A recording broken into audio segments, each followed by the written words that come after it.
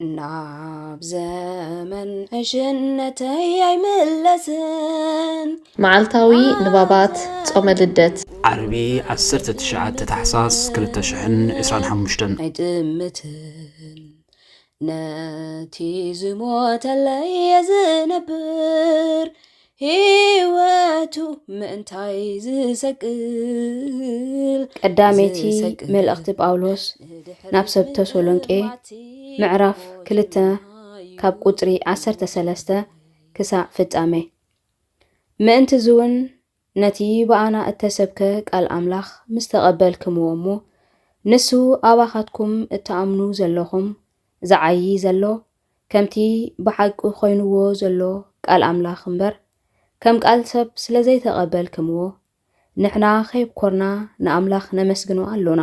ኣሕዋቴ ንስኻትኩም ሲ ነተን ብክርስቶስ ኢየሱስ ኣብ ይሁዳ ዘለዋ ማሕበራት ኣምላኽ ሰዓብተን ኮንኩም ኢኹም እሞ ከምቲ ንሳቶም ብኣይሁድ ሓሳረ መከራ ዝጸገቡ ንስኻትኩም እውን ከምኡ ብደቂ ዓድኹም መከራ ጸገብኩም ንጎይታና ኢየሱስን ነቢያትን ዝቐተልዎም ንዓና እውን ዝሰጉና ዘለዉ ንሳቶም እዮም።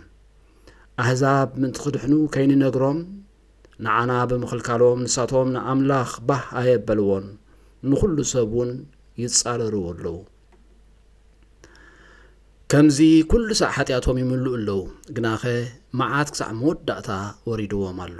ኣሕዋቴ ንሕና ግና ብልቢ ዘይኮነስ ብገጽ ንቑሩብ ግዜ ካባኻትኩም እተፈለና ገጽኩም ክንርኢ ብብዙሕ ናፍቖት ኣዚና ተሃዊኽና ኣሎና። ስለዚ ናባኻትኩም ክንመጽእ ደሌና። ኣነ ጳውሎስ እኳ ሓደ ሳዕን ካልኣይ ሳዕን ደልየ ነይረ ግናኸ ሰይጣን ዓገተና። ክብርናን ሓጎስናን ንስኻትኩም ኢኹም እሞ ኣብ ቅድሚ ጎይታና ኢየሱስ ብምጽኣቱኸ ተስፋና ወይ ሓጎስና ወይስ ኣኽሊል ትምክሕትና መን እዩ? ንስኻትኩም ደይኮንኩምን? ስለየተዋረደ ኣብ ጎልጎታ ሕይወተይ ንዑ እያን ኢየሱስ ጎይታ ነቲ ዘፍቀረኒ ኣብ ቀራንዮ ኣነ እውን ኣፍቅሮ እግዝኦ ስለዚ ምጥማተይ ናብኡ እዩ። መልእኽቲ ያዕቆብ ምዕራፍ 5 ካብ ፍቕዲ 8 ክሳብ 12 ንስኻትኩም ከኣ ምጽኣት ጎይታ ቀረባ እዩ እሞ ተዓገሱ ልብኹም እውን ኣጽንዑ። ኣሕዋቴ ከይትፍረዱ ኣብ ንሓድሕድኩም ኣይትበሉ። እንሆ እቲ ፈራዲ ኣብ ኣፍ ቤት ደው ኢሉ ኣሎ። ኣቱም ኣሕዋተይ ነቶም ብስም እግዚኣብሔር እተዛረቡ ነቢያት ኣርኣያ ሓሳረ መከራን ትዕግስትን ግበርዎም። እንሆ ነቶም እተዓገሱ ብፁዓን እዮም እንብሎም ኣሎና። ብዛዕባ ትዕግስቲ ኢዮብ ሰሚዕኩም ኣለኹም። እግዚኣብሔር ከዓ ብዙሕ ለውሃት ዝመልአን ደንጋጽን እዩ እሞ ነቲ እግዚኣብሔር ዝገበረሉ መወዳእታ ርኢኽምዎ ኣለኹም።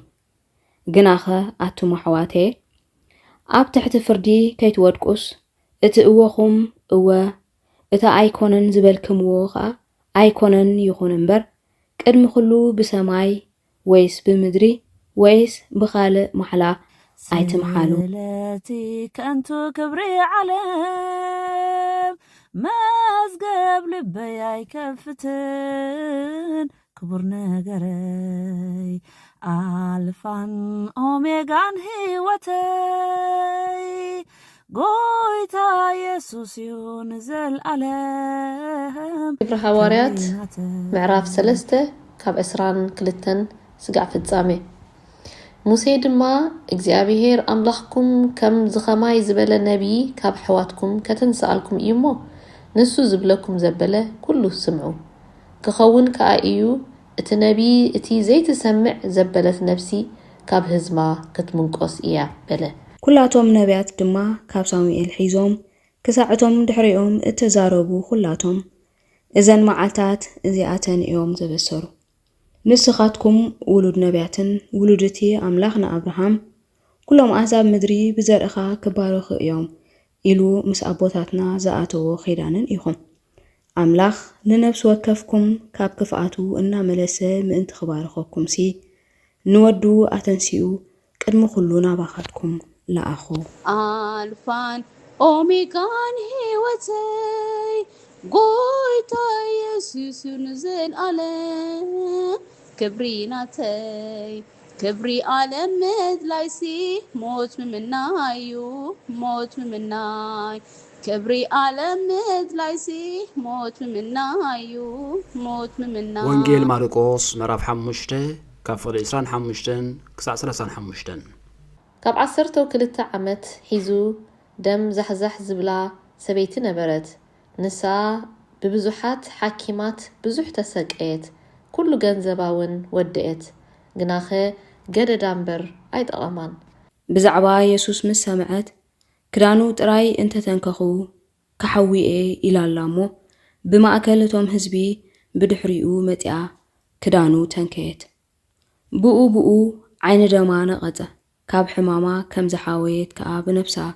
ተፈለጣ ሽዑ ኢየሱስ ካብኡ ሓይሊ ከም ዝወፀ ብውሽጡ ተፈሊጥዎ ናብቶም ህዝቢ ግልጽ ኢሉ መን እዩ ክዳነይ ዝተንከየ በለ ደቀ መዛሙርቱ ድማ ህዝቢ ክደፍኣካ ትርኢ ኣለኻ ንስኻ ግና መን ተንከየኒ ትብል በልዎ ነታ እዚ ዝገበረት ክርኢ ድማ ግልጽ በለ እታ ሰበይቲ ከዓ እቲ ኣብኣ ዝኾነ ነገር ፈሊጣ ነበረት እሞ ፈሪሃ ራዕራዕ እናበለት መፂኣ ሰገደትሉ ኩሉ እቲ ሓቂውን ነገረቶ ንሱ ከዓ ጓለየ እምነትኪ ኣድሓነትኪ ብሰላም ኪዲ ካብ ሕማምክውን ጣዓይ በላ ንሱ ከዓ ጓለየ እምነትኪ ኣድሓነትኪ ብሰላም ኪዲ ካብ ሕማምክውን ጣዓይ በላ ንሱ ከዓ ጓለየ እምነትኪ ኣድሓነትኪ ብሰላም ኪዲ ካብ ሕማምክውን ጣዓይ በላ ከንቱ ንኸይገብሮ ጸጋ ኣምላኸይ ከም ለባም ይነብር ሒዘ ቃሉ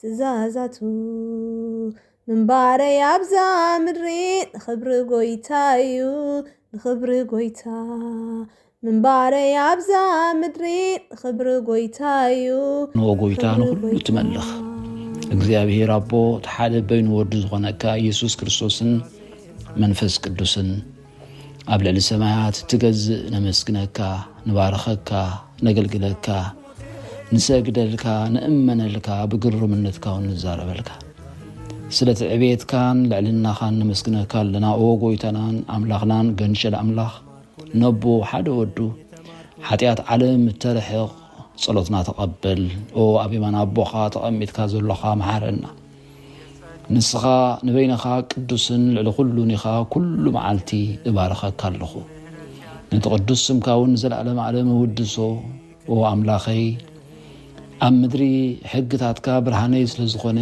ካብ ለይቲ ኣትሒዛ መንፈሰይ ናባኻ ተንግህ መድሓኒይ ስለ ዝኾንካ ንመገድኻ እኽተሎ ኣለኹ ኦ ጎይታ አንጊህካ ንድምፀይ ትሰምዖ አንጊህ ድማ ኣብ ቅድሚኻ እቐውም ንስኻ እውን ትርእየኒ ክብሪ ንእግዚአብሔር አቦን ጎይታ ኢየሱስ ክርስቶስን መንፈስ ቅዱስን አሜን